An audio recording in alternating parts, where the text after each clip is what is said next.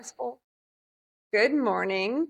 We are on Housewolves podcast today, and we have a very special guest, Lauren, who is here to talk about everything Dobie and about competing and training and how she got started in dogs. So, welcome, Lauren, Thank you. Thank you. and thank you for doing this. We are 9 hours apart right now because We you are. are, yeah, so thank you for getting this together with me. Why don't you introduce your dogs to us to start off? Okay, so thank you very much. I have three dogs.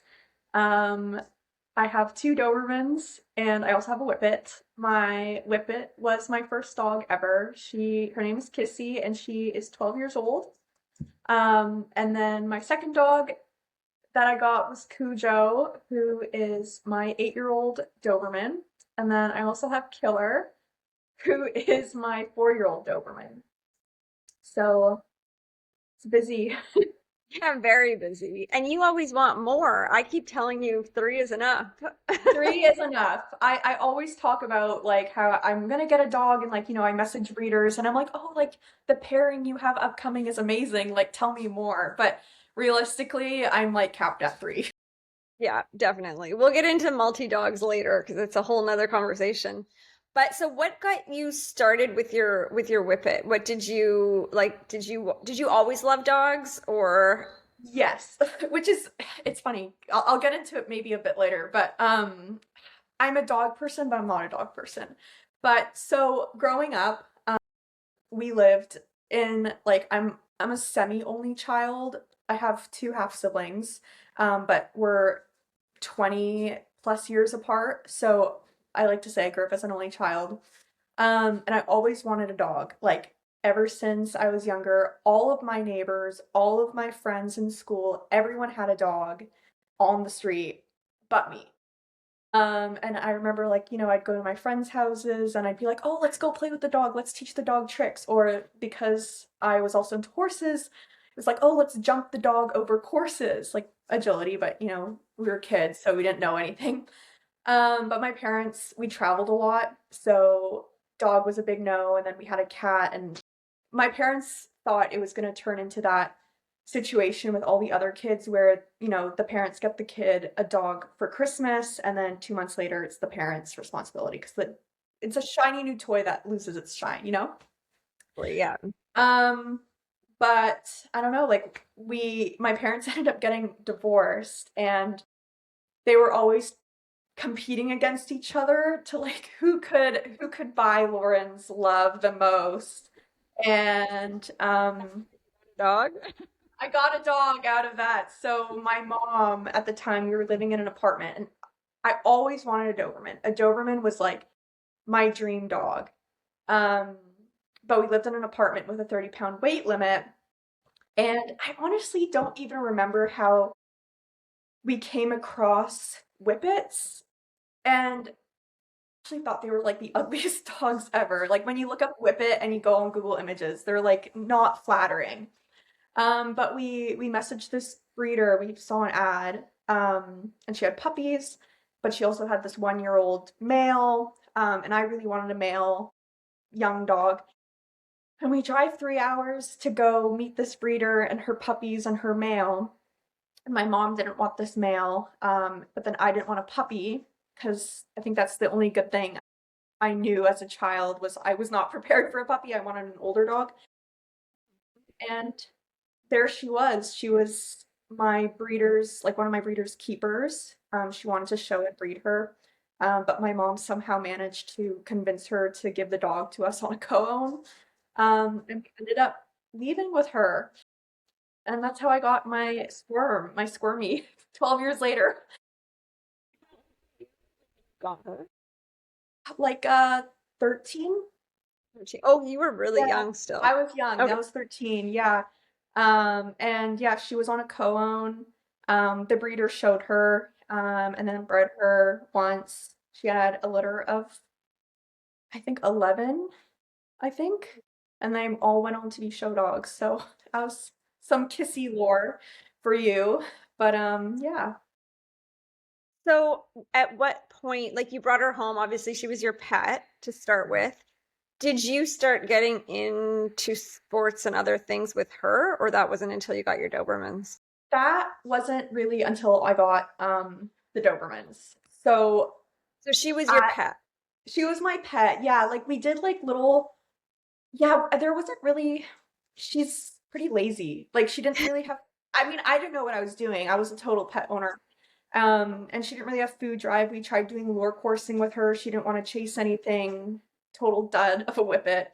And then I could have probably got into like junior handling with her, but at the time, like I didn't know anything about showing, and like the breeder lived so far away, and when we sent her to the breeder, she'd go for weeks at a time to do a show circuit.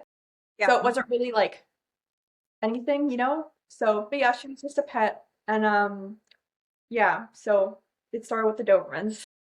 So at what stage did you get your first Doberman? So about Um, 4 years, so I 6 years, got, 6 years later? sorry? About 4 or 5 years later? Yeah, Kissy was 4. Okay. Yeah, Kissy was 4. I was in 11th grade at the end of my 11th grade year. He was a gift from my brother. Um, Oh. I so by the time I was at that stage, like at that age and grade, I had already moved out. And Mhm. Kissy, she struggled a lot with separation anxiety. So every time I'd leave to go to school or like go do something, she would pee everywhere. And all of this would stop whenever my brother's dog stayed with me. Oh, okay. So my brother kind of agreed to get me a second dog because it would hopefully help with separation anxiety. No one else try this because 9 out of 10 times doesn't work. It did work for me. Yeah. And then also because I lived by myself, you know, I was a 16-year-old girl. My brother was like, "Okay, I'll get you a stronger breed so that I feel more comfortable with you." Yeah, definitely. Yeah, living at home. So that's how I was able to convince him to finally get my Doberman. And he's the one that kind of changed your life quite a bit, I would say. He changed my life. He is my once in a lifetime dog. Yeah, he's my once in a lifetime dog. Special. Yeah, So when he came, so he was a puppy. You got him he as was a a puppy. puppy. So you did the whole puppy raising with him. Yes. So I got him at 16 weeks old. We imported him from Bosnia, and um when I got him, I still didn't know anything about dog training. But I knew I wanted to be prepared. I knew I wanted to get a trainer. I knew this was a strong breed. I just didn't really know where to start. And when I did get him, I really wanted to do the sport of IGP. And I remember I still have them somewhere, these like IGP Schutzhund books, like old IPO. And I had contacted the local clubs, telling them, "Hey, I have a European Doberman puppy. I really want to do this sport. Can I come out? Blah blah blah blah blah." And none of the clubs would let me join because I had a Doberman. That was And my experience. That's what happened to me. yeah, they wouldn't let me join it because I had the Dobie, and then also because I was a child and I could only commit to coming out once a week. They were like, "No." Um, so because of that, I ended up starting to train with a trainer in PSA. So that's where I dipped my toes. That's how I joined the sport world. I started in PSA, and that's kind of where I learned about like luring and marking, like marker words, and like teaching a dog heel and everything. And right as I started to get into this PSA sport and join a club, COVID happened. So yeah, that That kind of a lot of dog training for a lot of people. yeah, that kind of paused everything. But yeah, that's kind of how I joined the sport world. And I think social media also played like a really big role in introducing me to so many different like types of sports. So So for PSA, you were doing obedience and protection, yeah, basically. Yeah. So just not the tracking at that just not the stage. tracking. I didn't even know like really how I didn't even know tracking at that point. Yeah. Yeah, our stories are so similar because just aside, when I got Jax and he was like 8 weeks old, and I'm like, he's this check line puppy, and I contacted all the Schutzen clubs and they wouldn't take me. So I ended up going the route of security. We did the security validation at JIBC because I wanted to do something. So you went PSA, I went that. So anyway, so COVID happened, and But you obviously continued your training journey. So what did you I taught my dog how to fancy heel, focus heel. At the time he just knew like a pet heel. And that whole like summer, like that whole time, like spring, summer of 2020, I just all I ever wanted to do is teach a dog how to do fancy heeling. So that's what I did. That was like, I don't know, the proudest moment ever, like looking at back at the photos and videos of teaching him. That was pretty cool. But the one my first sport, I guess that you could say I titled in and trialed in and got into over that summer was dock diving. That was really big that summer. Yes, it So was. Everyone was doing it during COVID. yeah, everyone was doing it. And so that was the first sport title I ever earned was my dock novice. Um Okay. Oh, we laugh and just call it Cujo falling off the dock. I think his personal best that summer was like oh 8 feet, my God. which is like the length of him, so it really wasn't that impressive. But it was like I remember like seeing a Facebook memory pop up and I was like bragging about my dog's personal best being like 8'9". Like all these Dobermans were getting like 16 and 17 feet, but I was really proud. It was my first title, so yeah. It's so exciting, isn't it? Like when people I've introduced a few clients into sport and the first time they get a ribbon and get a title, it's so exciting. It Like it's is. It such a great is. feeling. Yeah, And it the thing I is. like about sports is you're kind of letting them be dogs and do activities they enjoy. Like there's discipline to it, but they still enjoy the activities. And I just Yeah, like I love. yeah. So, how long did your duck diving journey go on before you discovered some other It things? was pretty short. The pool ended up closing the following year, so it Yes. was short-lived. So we did our dog, which was really unfortunate because I did really enjoy taking the dogs to the pool on a summer day and like even just letting them swim. Cujo Yes. honestly didn't really enjoy it, but hey, he did it. And then funny enough, so he got his first dock diving title, his dock novice, in 2020, and then 5 years later, literally almost to the day, I think 1 or 2 days off, he earned his dock junior in Calgary. So he Oh, ended up with like a personal best of like I don't know, I think third. He was just under the next level, which is I think dock senior. But it's mhm. crazy, like 5 years going from like a little baby dog who's falling off the dock, and then Oh, a mature dog who's actually like dock diving, which was pretty oh, cool. that's awesome. That's awesome. Yeah. So, So what came after dock diving? what came after dock diving? That's a great question. Say, I should maybe I'll just mention here, but it will become apparent as we talk. But one of the reasons I wanted to ask Lauren on this show is because of the versatility of what she's done with her Dobie, like the amount of sports she does and the amount of titles. Why don't you give people an idea of where we're going with this? How many titles does Cujo have? he's got to have like over 70 at this Yeah, point. Over that 70. is so amazing. Like whenever Yeah. I don't feel like training because I feel lazy, I go, Lauren would be training. Like the amount of dedication it takes and the discipline to actually put as much time into your dogs as you do Yeah. motivates me some days. Because some days I, I'm like, I don't really feel like doing it. I mean, I will say a lot of it is them too, right? Like some of the titles I have are like, a little laughable. Like, well, not laughable. I mean, I say that, but like kind of side path here, but I know a lot of people in like the Schutzhund world, the IGP world, like these working sport people or say even like obedience people, they tend to laugh at like trick dog titles. Yes. But you know what? Like you're still putting the time and effort to train your dog to do 15 tricks for a novice title. And honest, like my Whippet is not the kind of dog who could go out and get like a champion trick dog title.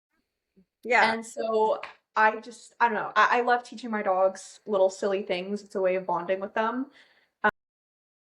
But yeah, I have so many titles and a lot of it are from And my dogs. So like I think the high level stuff is wonderful, but the point is to spend time with your dog and enrich your dog's life. mhm. So I think I I like all the sports. And it's like you're still in the top. If you're just doing trick titling, you're still like in the top 5% of dog owners who are actually spending time with their dog and putting energy into their dog. Exactly. So I think it's all good. And some of these sports are also like that's a good entry level sport. If somebody's a pet person, and some of these sports are pretty intimidating. So it's like, hey, this is a great way to start trick titling or barn 100%. hunt Yeah. or something to get your feet wet and kind of see what you think of it. I find like the bond you get with your dog in doing some of these activities is just so amazing. Like, So what do you think? amazing. Like for pet people out there, like what can you say to them to be like just dip your feet into some of these sports, right? Like some of these more easier entry level sports. Honestly, like it's not like not the bond that you create with your dog is amazing. Like just seeing your dog like want to come out and like work with you and learn new things. But it's a lot of the time it's also the people that you meet along the way, which is so cliche to say, but I have met like the most amazing people through dog sports. I have met like some really great friends, best Mhm. friends, and people along the way who have like helped enrich my knowledge and introduce me to even more sports, which I would not have done if I had not have met them and say, hey, like come try this. Um, so, but yeah, it's like I don't know, like just teaching your dog to do um like a chain behavior and then seeing them like it click and then Mhm. them performing that chain behavior is just like I don't know, it's just amazing. Like what you can teach a dog when I don't know. It's just amazing. It Yeah. is. And I love that you did touch on people too, because my best friends I met through dogs, Yeah. really. So it is an amazing way to meet like-minded people and just have friendships that, will last a lifetime, some of them. Exactly. It's Yeah. it's so good for that. Yeah. So, yes. Um, how did it sort of evolve with Cujo? So dock diving was kind of done. You were Yeah. doing sports. Yeah, it was kind of like we ended up meeting a trainer who introduced us back into IGP, Hmm. and that's kind of where I got to evolve like my skill set Hmm. um in sorry, Kujo, come here. He's being silly. Come here, Kujo. Um so I met this trainer and she helped evolve my skill set. I learned a lot from her. Um, it didn't end on a great note, but I learned a lot. So what else can you say? Yeah. And during that time, I ended up getting my BH with him. Okay. Yeah. So that was kind of a really cool experience. We flew to Ontario to do it. Oh, you So did. yeah, that was interesting. I thought it was like the worst routine ever. But when I looked back at the videos, it was totally fine. I don't know what I was thinking, but so I got my BH, and then around that time, I ended up stopping my IGP journey. Hmm. My IGP journey was very on and off. Like I'd go like a year training, and then I'd go like 6 months on a break, not Yeah. training anything IGP, and then I'd go back to it. But during that break after my BH, that's kind of when I started doing a lot of barn hunt. My Okay. friend introduced that to me. Um, and Cujo just loved it. Yes. He loves barn hunt and he's so amazing at it. Like he's the kind of dog, he finds the rat. Um, he lets me get the rat and hand it to Hmm. the ring steward and then he keeps searching. Like he knows Hmm. he finds the rat and then he keeps going. Like he doesn't I don't have to like hold him back or keep telling him to do something. He just total natural. So he flew through the barn hunt levels. He got his championship pretty quickly. And then after that, we started doing a lot of like lure coursing with him, Hmm. Hmm. sprinters and chaseability. And then we also started scent detection um, along the I way. love I love scent detection. Me too. It's like my favorite. It's one Me of my too. favorite sports. Yeah, the dogs love it. Yeah, They love it. they Like, love it. and it's Yeah. It tires them out. You can practice it at home. The one thing Mhm. I will say too, like for somebody wanting to get into it, don't you find like certain sports are going to require a different level of like financial resources? So Yes. like some sports are very expensive, or you can't practice them alone, or you need very specific equipment. The thing I love about sport detection is you need like Q-tips and some essential oils. And you can practice at home. It's very accessible to everybody. There's good trainers out there. It's just a nice, like very accessible sport. Because some of these sports, I mean, you're investing time, but you're also investing money. You're investing a lot to get Yeah. into some of them as well. Yeah. Well, I mean, like, I have seen so many dogs. So like any dog can do scent detection. I fully Yeah, believe I think so too. wholeheartedly. Like your any single dog can do scent detection. My Whippet is phenomenal. She's honestly better than Kujo. She started a little bit after him, and she is just amazing at scent detection. And she's only started learning it when she was around like 10. So, and she's Awesome. every single competition she's been entered in, she's been winning like top overall awards and like first places and all her like components. So it's one of those sports where like you said, like you can practice it at home. But even then, like my Whippet, I don't practice at home. I have really bad odor hygiene, so I don't, clean up my hides properly. So it's better for me to not practice at home. But Yeah. having weekly classes once a week, a good trainer, you can progress so much in the sport and you can be trial ready and competition ready. And um yeah, it's one of the best sports. Right, because like you say, senior dog, 10-year-old dog. I love that you can do it with older dogs because it's not hard on their body. For dogs that are a little bit more fearful, like rescues, I find it really boosts their confidence over time. Like if you just keep at it, it helps their confidence level. I I do it with one of my rescue shepherds, and it really helped our bond because it was hard to bond with him. And now I find just we have a very close bond for many reasons, but that's one of them. Yeah. Well, But it's a that I think it also, I mean, I had a really have a really close bond with my Whippet. Like you only get one first he's so dog, right? cute. All right, I know. And Yes. she's my first dog and I Yes. adore her. But when I got the Dobermans, she took a bit of a back seat and it helped build back up our relationship, having that like just like our little thing.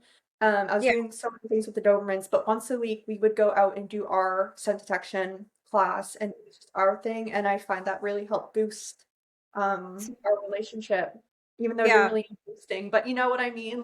Yeah. I'm Yeah. kind No, of totally. yeah, That's, I mean, the multi-dog households are different.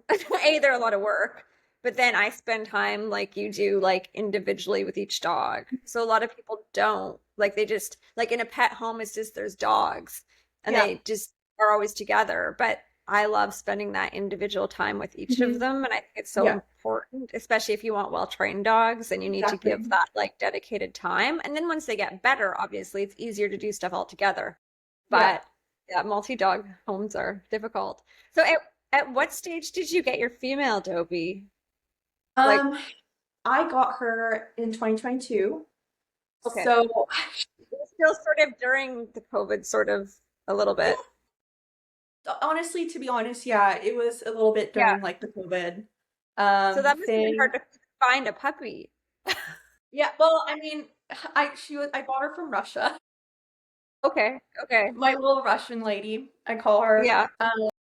Yeah, so I got her in the spring of 2022. And I bought her to be my IGP dog and um foundation female. For the breeding program I wanted to start. Evidently not. Yes. Okay, So okay. but yeah, I purchased her from a pretty well-known kennel. Some people love the kennel, some people don't. I'm pretty happy with what I got from this kennel. I love my girl. She's everything I could have dreamed of. Like she is true Doberman. Like she has the looks. She finished the Canadian Championship, which a lot of European Dobermans can't do. So she's well within the standard. And she has got the best working ability ever. Hmm. And I've had like multiple trainers like world level Schutzhund competitors and trainers tell me that this is one of the nicest Dobermans they have seen in a long time. She's got the looks and she's got the brains, and that's with Dobermans, you either get looks or you get brains. You don't get both. So Yeah. yeah, she she was a bit of a hard addition, but yeah. Yeah. Going from 2 to 3 was hard for me. Yeah. What about it? What do you think was the hardest part? Um she was a little bit of a impulse buy. Okay. It was a little bit of an impulse purchase. I had been wanting to get another dog for Schutzhund Hmm. specifically for a while. Um, it just probably wasn't a great time. I wasn't really in a position um in any sorts of my life to add a third dog. Um, like at the time I was living in an apartment with a 2 dog limit and I bought this dog and I was like, "Oh my gosh, I have 4 months to go and find a new place to live, which will allow 3 dogs." Yeah, Um, that sounds much like my reasoning on things. Get the dog out later. yeah, and like just, like uh, 3 dogs is just a big jump for like anyone who's thinking about it. I personally thought it was. When you have 2 dogs, um, it's easy to get hotels or like sitters. Most hotels have a 2 dog max. Most sitters have a 2 dog max, or like you're just everything adds on, True. especially financially. Um, like just everything adds up.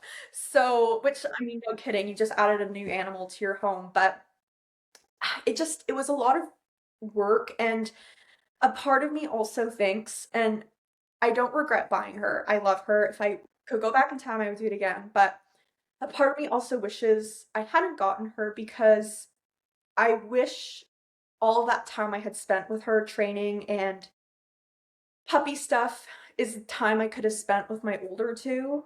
And their lives are so short, right? And so for me is I want to spend as much time as possible with my dogs. And I felt that with this third dog who was I had extreme puppy blues with her. She was horrible.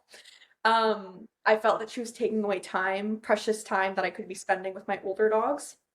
Yeah. So that was a bit hard. And I still honestly feel a little bit that way sometimes, not particularly with her, but also why I'm not adding a fourth dog is because I want to spend as much time as I can with my current 3 and adding another puppy. It's like, okay, you have to go do puppy outings with them, to socialize, and you have to go do puppy this and puppy that. So I have that guilt all the time, like that I'm not spending enough time with each dog all the time. the time, It's all the brutal. time. And now I Yeah. have like dogs in different sports, so I'm like trying to make sure they each have like equal sessions and like they're different. I have like constant dog mom guilt. It's a Yep. thing. I know It's it a is. real thing. It's a real thing. Like, oh my gosh, I'm right. Just for me, if one dog gets something, all dogs Mhm. get something, and it's the same Yep, thing for me with like my classes, which work out to be a pretty penny. It's like, okay, if one dog's taking a class, the other dog also has to take a class. And so now all exactly. 3 dogs have to take a class. So I'm running around doing Exactly. obedience, agility, scent detection. And it's like, what is going on?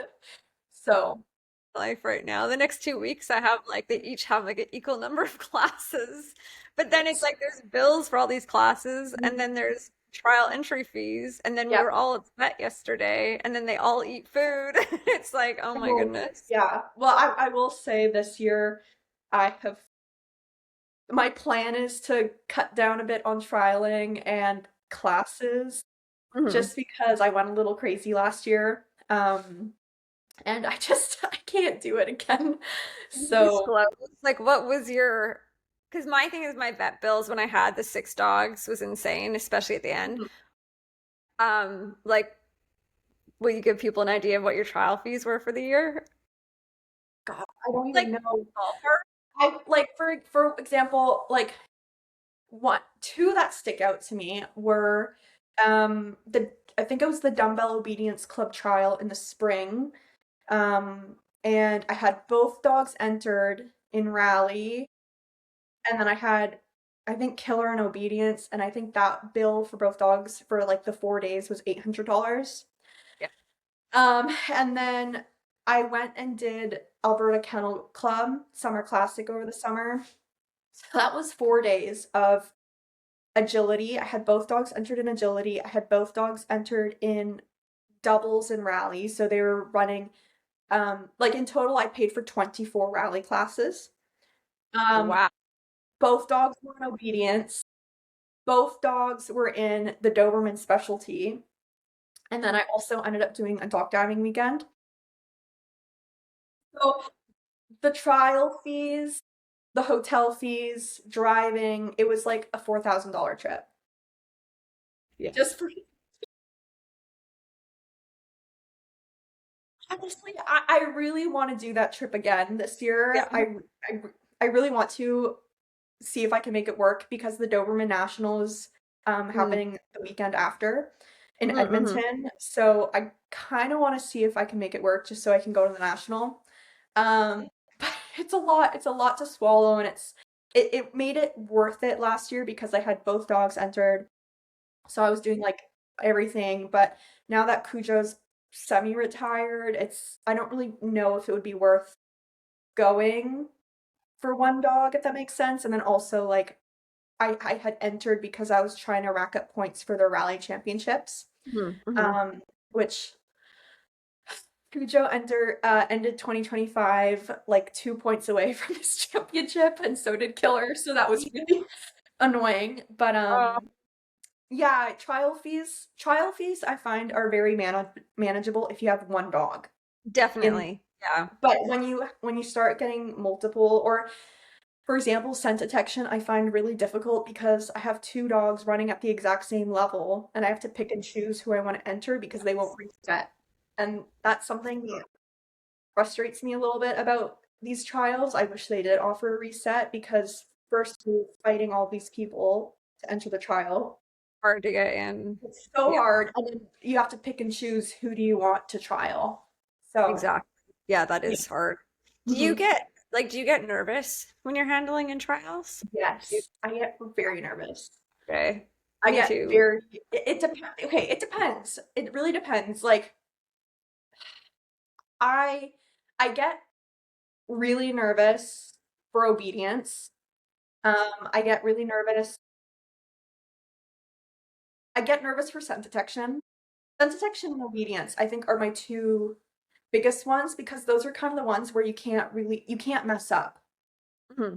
Hmm. You can't really help your dog in a way, like in obedience. You can only give like one command. If your dog fails detection, you're done. In scent detection, you're 100% relying on your dogs to know where the hides are. And if you false alert, you false alert, like you're done. But for other sports, like example, like the sprinters or the chaseability, like the lure, following your dog. Your dog's either going to chase the bag or they're not. And if you know your dog loves it, you know you're going to get your points and walk away happy. Same thing with barn hunt. At least in the lower levels, master, there's an unknown level of rats that can be a little stressful. Um, but like even rally, for example, I love rally obedience. I used to laugh a little bit about people who did rally, but rally's hard. Rally is hard, but it is so fun and it is so rewarding. And if your dog has proper obedience and you know your signs, there is not a single reason why you can't go in there and get 100 points. And you can On my talk to your dog list. the whole time. It's still on my list. I haven't done it yet, but I would like to do it at some point with Sky. I think it would be fun. It's so fun. I love rally. Yeah. So, both of you dogs. So, your female killer, where are you still doing IGP with her? Um, that isn't something I've fully decided on yet. As you know, it's a really big time commitment. It is. It's a very big time commitment. Um, and there's just, I enjoy CKC sports so much more. Yeah, I me find too. the community so much better. I find the people so much more welcoming. Um, and I'm having a lot of fun doing CKC obedience with her. I really want to Yeah. put her utility dog this year. Yes. So, Yeah. yeah, I don't really foresee myself doing IGP with her. That could change. I say that now, but when I did trial for my IGP one this fall, it was, I don't think I've ever felt as nervous as I did. Because it's one of those things you need to pass all three phases to get the title. And what the I don't like about IGP is that if you fail tracking or obedience, you still have to go do the other phases, which I just think is like such a slap in the face. Which didn't happen to me. We passed. My dog ended up being sick during his obedience routine, so we ended up getting terminated. That was It was a so slap to the unfortunate. face. That was um, unfortunate. yeah, but just I don't ever want to feel that level of nerves ever again. Um, And I feel like yeah. with IPP I would. Mhm. And it's not fun for me, it's not fun for the dogs. Yeah. So yeah. Yeah, no, you found things you enjoy, so that's a good thing. So, one of the things we can kind of transition here, like your dogs are so versatile, and obviously, like you're a good hand, and you are so young to have done so much with your dogs. I just think it's so awesome. Like, often when you go to these trials, people are significantly, more older, and I'm like, I love to see people in their 20s getting into these sports. Like, I think it's so awesome that you spend so much and put so much time into your dogs.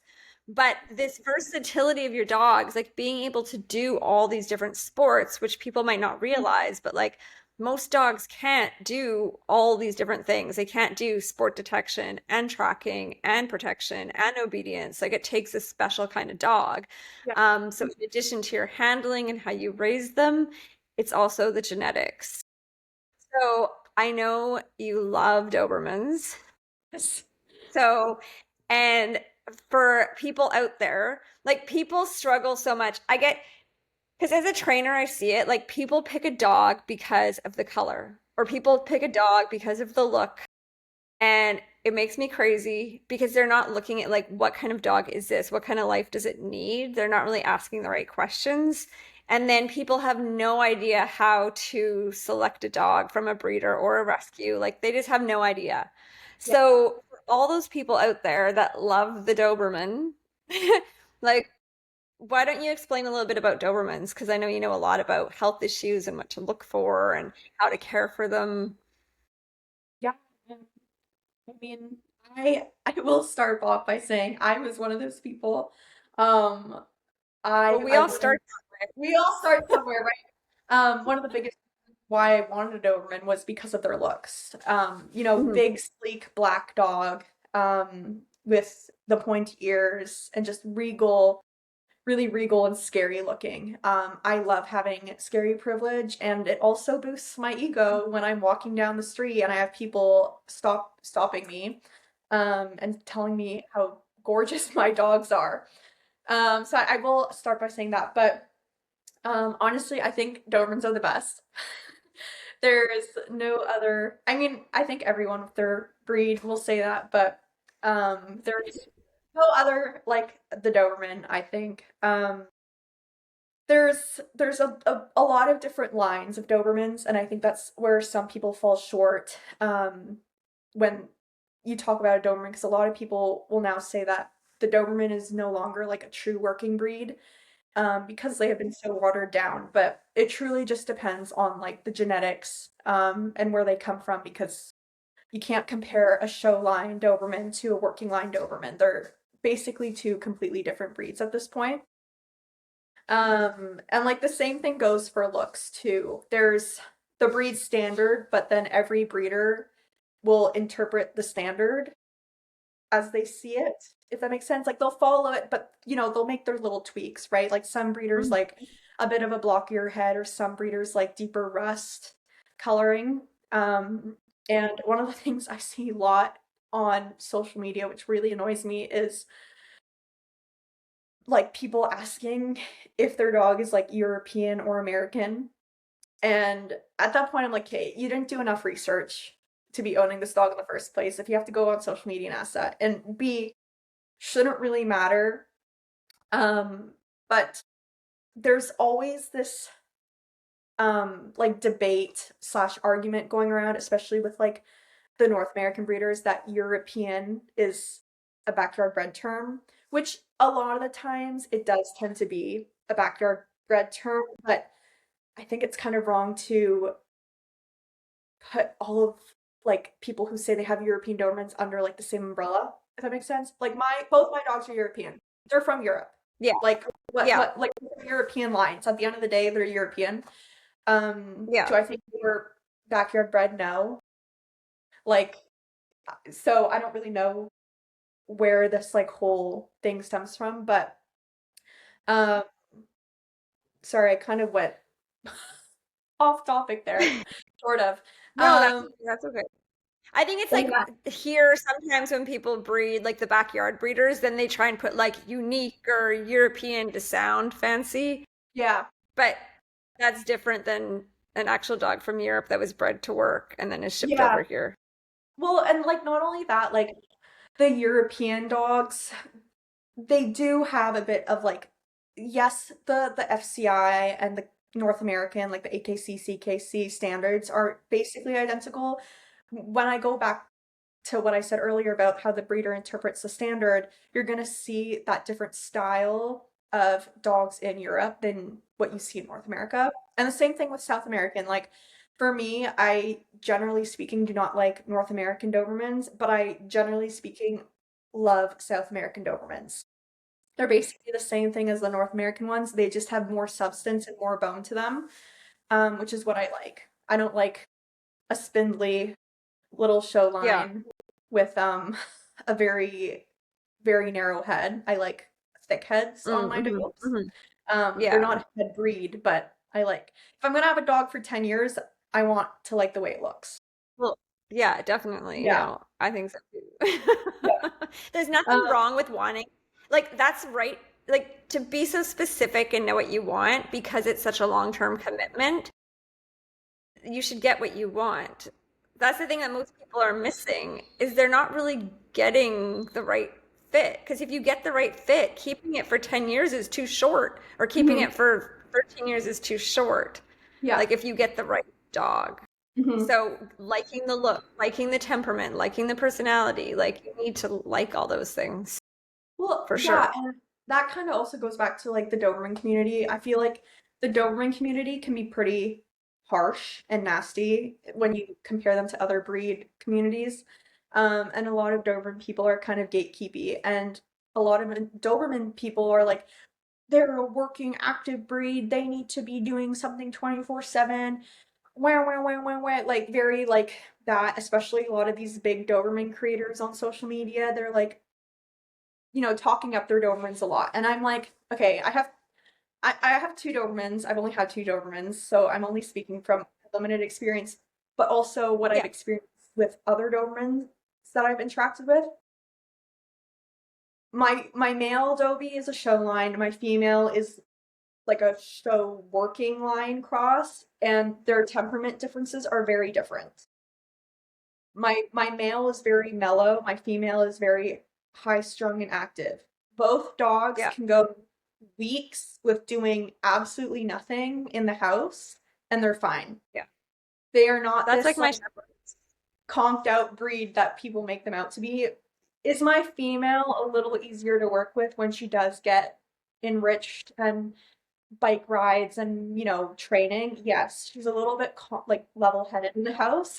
But she doesn't go all crazy bouncing off the walls and like ripping my house to shreds and just being all crazy. Like my Yeah. Dobermans are very happy to be like couch potatoes who watch movies and go around the block once a day. Like not saying that Yeah, that's what I do totally. on a daily basis, but like they can, No, no. like life happens. So Oh, exactly. Mine are the yeah. same. Like Sky sometimes is such a couch potato, and she's like a show working mixed line.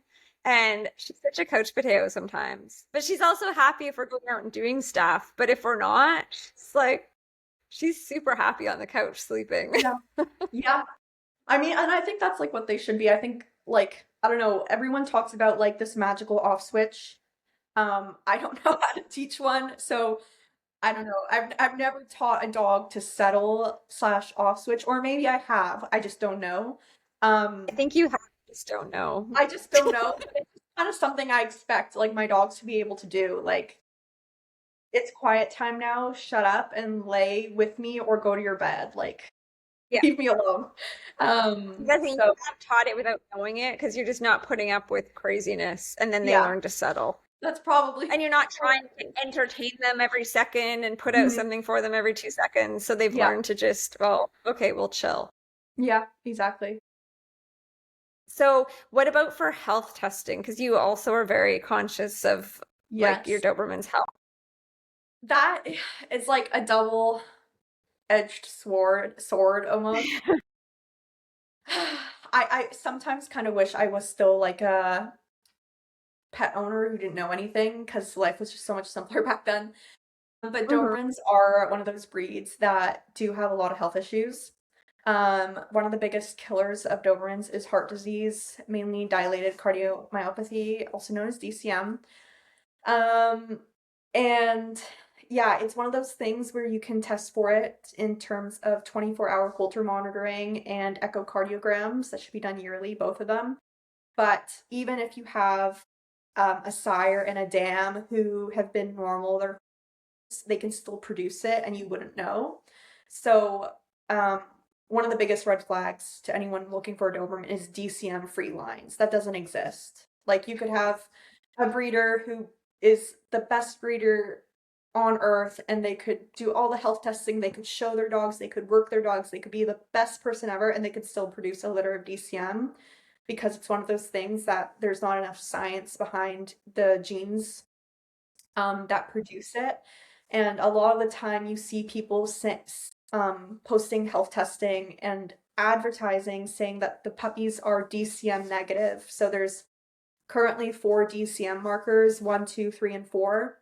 Those mean nothing because there's potentially hundreds of DCM markers out there. So your dog could be negative for DCM one, two, three, and four, but maybe they have the genes five, six, seven, eight that we haven't discovered yet, and they could drop dead. And that's kind of what happened. So so regular testing is what you're saying is the most important thing to do is regular 100%. testing. 100%. Yeah, so every So you Doberman owner, do that annually with both of them? sorry? You do that annually with each of them? Yes. So Yeah. both my dogs, they get yearly echocardiograms with a cardiologist. I do those through breed clinics, so they're Hmm. cheaper, instead of just going to a cardiologist and doing them there. And then Holter monitoring, you're supposed to do once a year. You can contact a local breed club, and they usually have a Holter you can rent. I Mm. purchased my own because Yeah. I have 2 Dobies. I plan on owning Dobermans for the rest of my life. And with Kujo being a senior now, he's 8. I wanted to be able to do more frequent Holters. I Holter him every 3 months. That's a little overkill, but DCM is one of those things. Like someone I know had a Doberman. They Holtered their dog in the spring. They had 0 arrhythmias. They Holtered the dog again in the fall, and the dog had like 70,000 and dropped dead a week later. So it's one of those things that it comes up so fast. So we want to be like proactive about So it. if you know though, is there any treatment or anything you can do? Is there Um, treatment? there's medications you can put the dog on, but long term, it's always going to be fatal. Like So you can maybe extend life though if you're aware of it, you can yeah, get extra time. and that's why you want to catch it as fast as possible so you can. But most of the times you have like once most owners have caught it, you have a few months at most. Yeah. So yeah, DCM, they have they're pretty prone to blood clotting issues. I can never say it. Willing-Brand's disease is very common. It's a genetic marker. As long as you know it and you can tell your vet before anesthetic that the dog has the bleeding disorder, it's totally fine. And then there's like, they can be prone to like spinal issues later in life. In terms of like other health issues that you see in breeds, like they're not prone to hip dysplasia or that kind of thing. So they're the main issue is the heart, unfortunately. Yeah. These are good things for people to know who have Dobies so they can get them checked and Yeah. tested. And that's good for people to know because a lot of people don't know this stuff. So, what do you think, like, overall, just to circle back, like getting Cujo, like what's the biggest way that he's changed your life? Like, if you could kind of just sum it all up in a summary, like what has that dog done for you? Like that if you never had dogs, your life would be completely different, obviously. I know he's right here right now. He's Um, right there.